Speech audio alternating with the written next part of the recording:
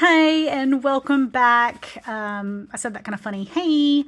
Anyways, have you ever done a build, or how often should I say? I feel like everybody does this. How often do you start a build that you're really excited about, and then you work on it for so long that you end up hating it and you don't want to finish it? That was this one for me.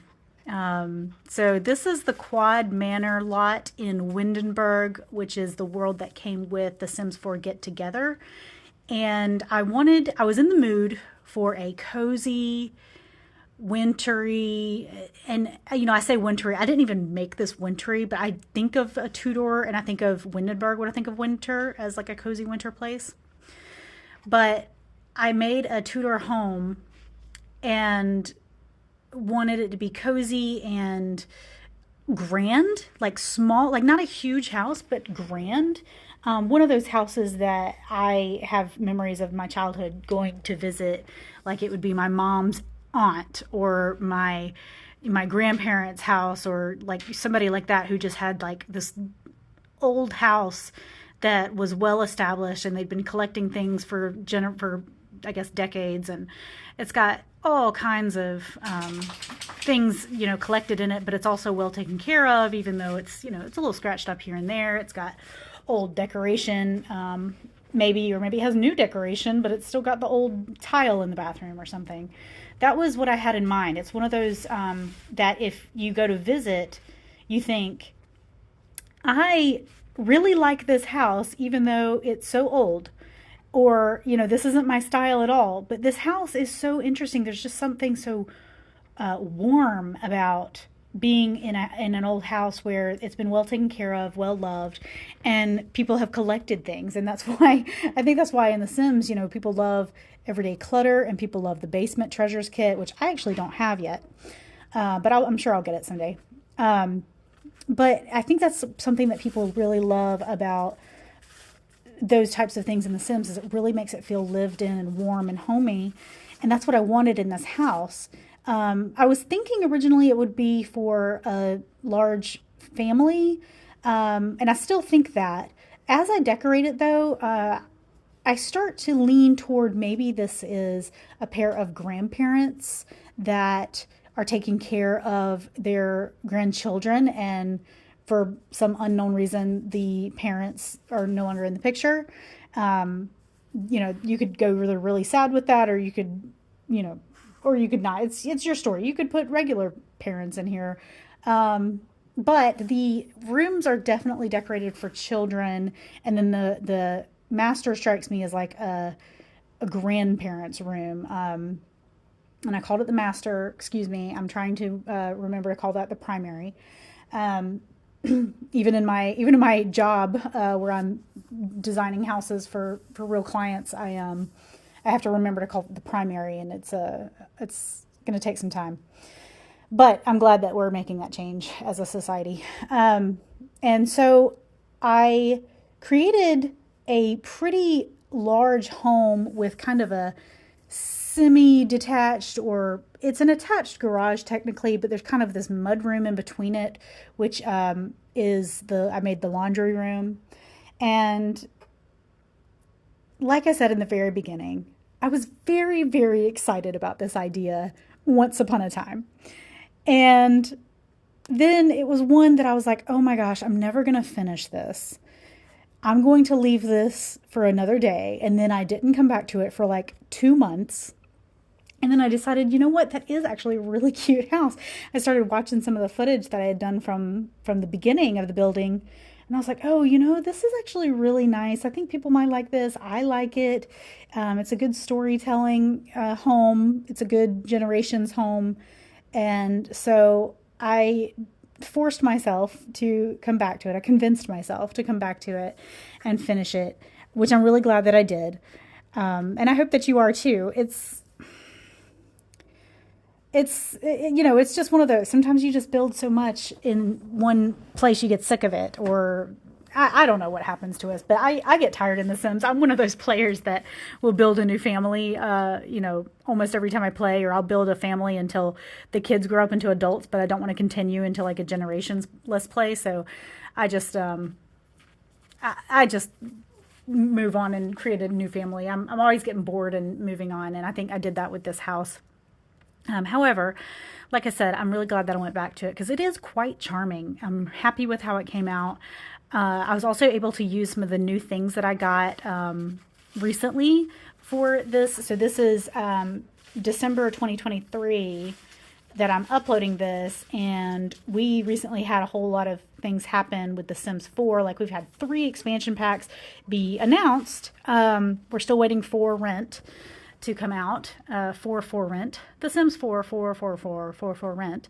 But we also have My Sims, or what's it called? My First Pet Stuff pack is free through January of 2024. And I did not have that pack because it's so poorly reviewed that I never got it for myself, but I did get it for myself because it's now free.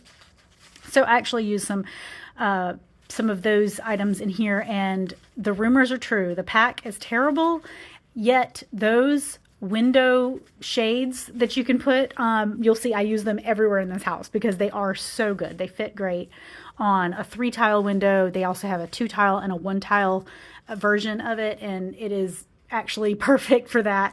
So I do end up using it. And then I end up using a couple of other little cute things in here from the Sims. Why do I keep calling it The Sims? My First Pet Stuff. Holy moly, that's a mouthful. So I ended up using that. I also recently did a Halloween build where I purchased the Halloween bundle that they offered this year.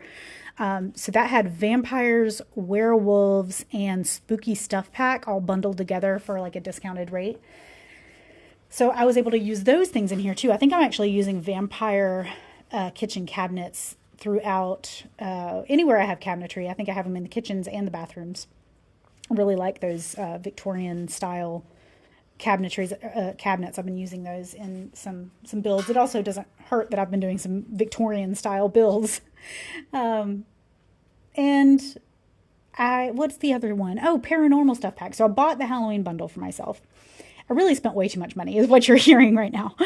But I bought the Halloween bundle for myself. I was like, this is fine. And I don't have any intention to play with werewolves, no intention to play with vampires, but I do very much enjoy the build and buy, and some of the casts actually too. But I was it's lackluster, which is why it was all bundled together, I'm sure.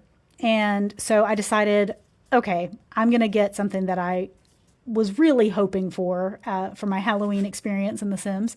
And I bought myself the paranormal stuff pack, which is excellent. That is top tier. I've even done some of the gameplay, and I'm not really an occult player. I will say I didn't finish. I just said I don't really finish stories in The Sims. I kind of start them and then I start new ones. And I did like the gameplay of it, but I still didn't finish. I didn't even get to the paranormal, what's it called? Like the ghost hunter or something, Ghostbuster career. I don't know what it's actually called in the game, but I do really like the build and buy. I did a build with that I actually did not record. Sometimes I do that, and then I kick myself for it because I swear the ones that I don't record I think look so good. And so I'm trying to record everything that I do now, but that takes up a lot of space, and it's kind of it's really not invasive to my gameplay, but it is something else to keep track of. And so if I walk away from the computer and I don't pause the recording, you've got this long, I don't know. I'm probably whining for nothing. But I do a few builds that are not recorded, and I quite enjoyed using the paranormal stuff pack. So I've probably got some of those items in here too.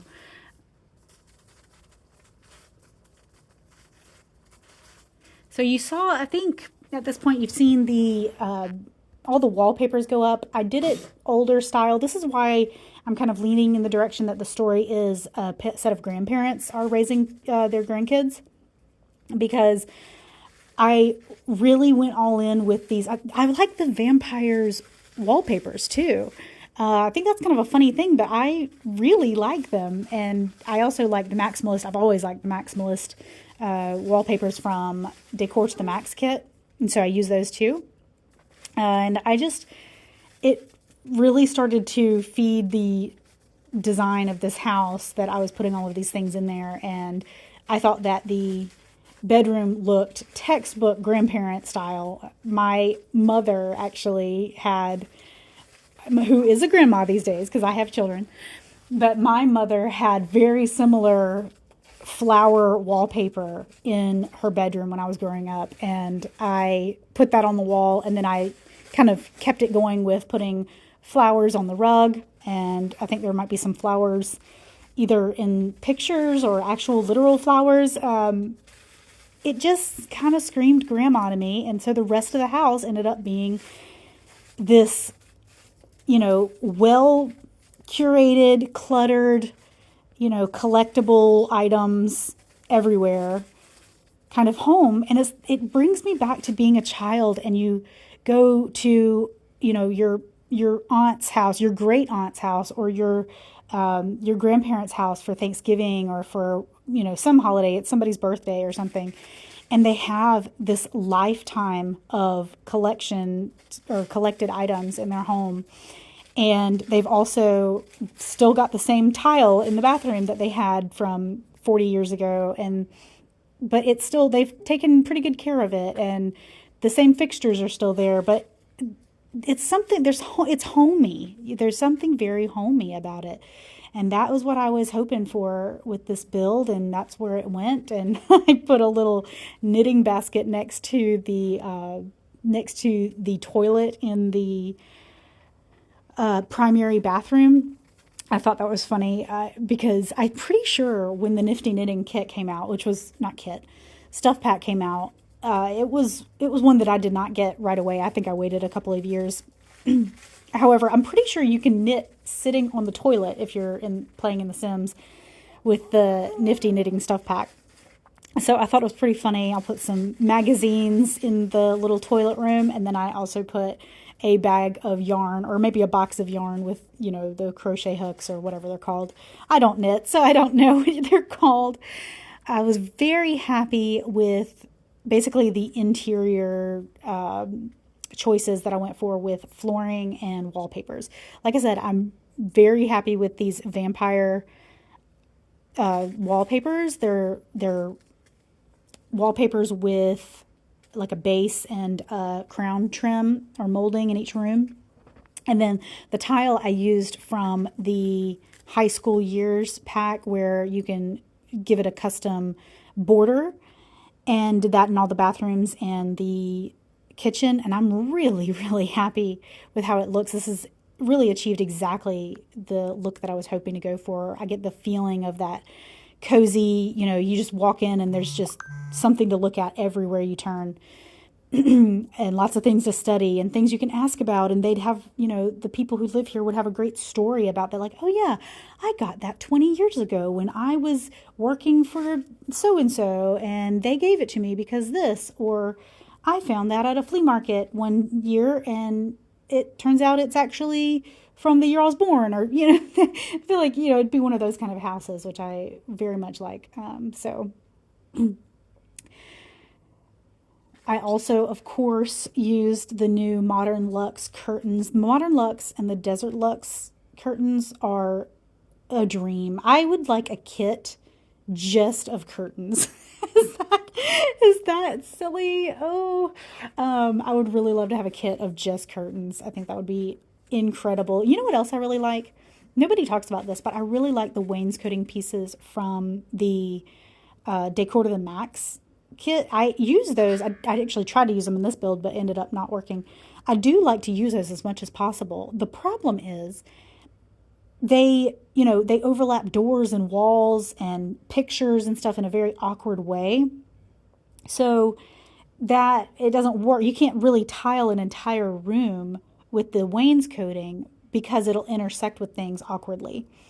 However, I really like that. And I wonder if there is an opportunity for them to bring in a kit where you've got base trim or crown trim custom to that. Because I would love, there's some blank paint swatches and there's also some blank, oh, well, I'm going to call them blank, like paint swatches and wallpaper swatches that do not have a base or crown, or they have one but not the other.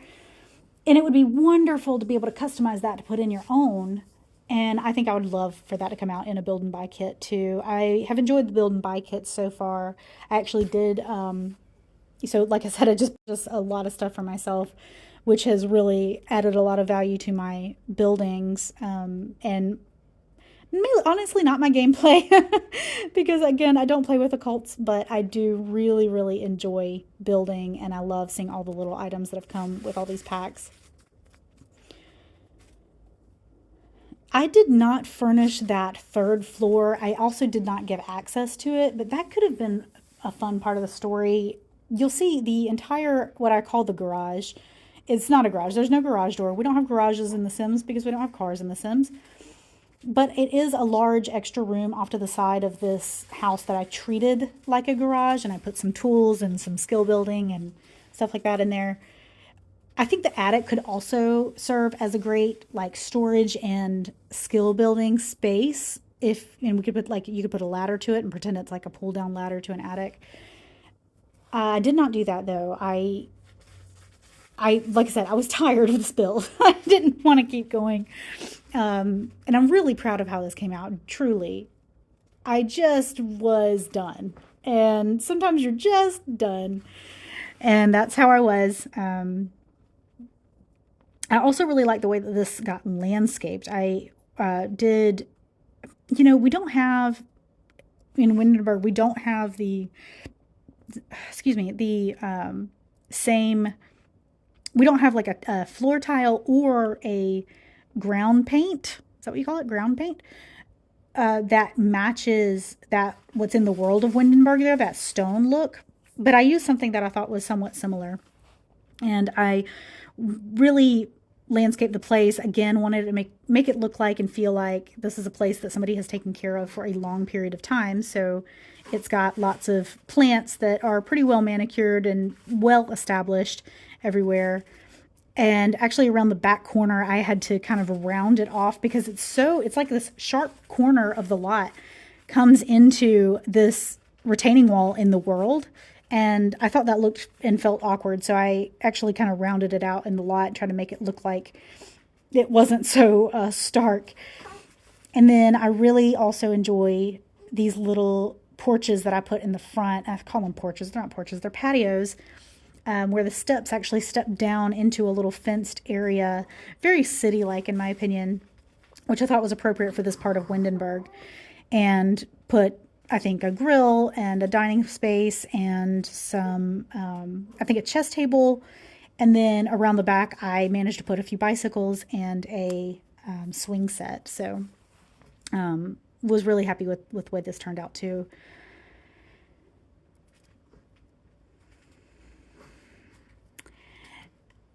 And then finally at the end, I think the last things that I had to do when I returned to the build after a few months of putting it off, I had not touched the kids' bedrooms at all. And so that was something that happened last, as well as when I went downstairs into the living room, I had only placed furniture that was a placeholder, and I had not actually furnished it and decorated it properly. So those are the last things that I did, and I'm still very happy with the way they came out.